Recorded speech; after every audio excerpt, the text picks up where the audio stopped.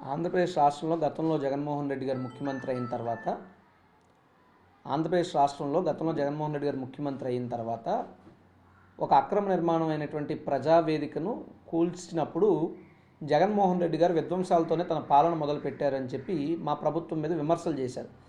వాస్తవమైనటువంటి ఒక అక్రమ నిర్మాణాన్ని ప్రభుత్వమే అక్రమంగా వ్యవహరిస్తే అది ప్రజలకు ఏ రకమైనటువంటి సంకేతం వెళ్తుందని చెప్పి ఆ రోజు చట్టం ఎవరికి చుట్టం కాకూడదు, అందరికీ సమానంగా ఉండాలనేటువంటి ఆలోచనతోనే ఆ యొక్క అక్రమ నిర్మాణాన్ని అప్పుడు తొలగించారు.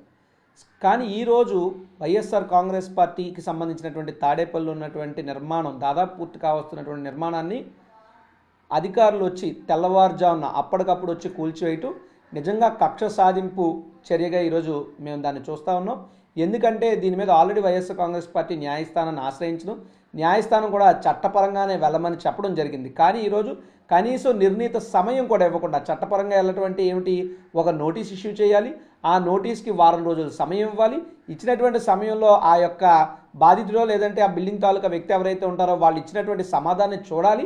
ఆ తర్వాత ఏదైనా చర్యలకు ఉంటే ముందుకు వెళ్ళాలి తప్పితే ఆ ఏమీ లేకుండా కోర్టు చెప్పినా సరే కోర్టును ధిక్కరించి ఈరోజు వైఎస్ఆర్ కాంగ్రెస్ పార్టీ కార్యాలయాన్ని కూల్చడం అనేటువంటిది మాటికి ఇది కక్ష సాధింపు చర్యగానే మేము పరిగణిస్తూ ఉన్నాం. దీంతోపాటు గతంలో తెలుగుదేశం పార్టీ గెలవగానే కూడా ఈ రాష్ట్ర వ్యాప్తంగా జరిగినటువంటి రక్తపాతం ఇవన్నీ చూస్తే ఖచ్చితంగా రానున్నటువంటి 5 ఏళ్ళు చంద్రబాబు నాయుడు గారి పాలన సూపర్ 6 అమలు కంటే కక్ష సాధింపు అమలు దిశగానే వాళ్ళు వెళ్ళబోతున్నారన్నటువంటి విషయం అర్థమవుతా ఉంది. ఒకటైతే చెప్తున్నాం, ఖచ్చితంగా రానున్నటువంటి 5 ఏళ్లలో మీరు ఎన్ని ఇబ్బందులు అయితే పెడతారో అన్నీ పెట్టండి. మా ఆఫీసులు బద్దలు కొట్టడమే కాదు, అవసరమైతే మా ప్రాణాలు కూడా తీయడానికి మీరు సిద్ధంగానే ఉన్నారని మాకు తెలుసు.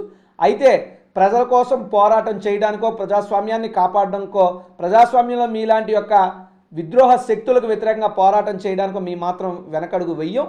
ఖచ్చితంగా రానున్నటువంటి రోజుల్లో మీ యొక్క ప్రజా వ్యతిరేక నిర్ణయాలు విధానాలపై న్యాయ పోరాటం దిశగా మేము ముందుకెళ్తామని తెలియజేస్తూ ఇప్పుడు విశాఖపట్నంలో ఉన్నటువంటి ఆఫీసు కూడా నోటీసులు ఇవ్వడం జరిగింది. ఇదే వ్యాప్తంగా రాష్ట్ర వ్యాప్తంగా ఉన్నటువంటి కార్యాలయాలన్నిటి కూడా నోటీసు ఇస్తారు. అన్ని కార్యాలయాలను కూడా బద్దలు కొట్టే ప్రయత్నం తెలుగుదేశం పార్టీ చేస్తుంది. ఇలాంటి రాజకీయ కక్ష సాధింపులు మీకు తగదు అని చెప్పి సందర్భంగా తెలియజేస్తూ తెలుగుదేశం పార్టీ కూడా 14 నుంచి 19 మధ్యలో ఈ రాష్ట్ర వ్యాప్తంగా కడప జిల్లా కానీ, శ్రీకాకుళం కానీ, గుంటూరు కానీ, విజయనగరం కానీ ఇలాగ అనేక చోట్ల ల్యాండ్ని తెలుగుదేశం పార్టీ కూడా అలొకేట్ చేయించుకుంది. సో నిజంగా మేము కూడా కక్ష సాధించాలనుకుంటే గతంలో మేము అధికారంలో రాగానే కూడా ల్యాండ్లన్నింటినీ మేము క్యాన్సిల్ చేసి ఉండొచ్చు.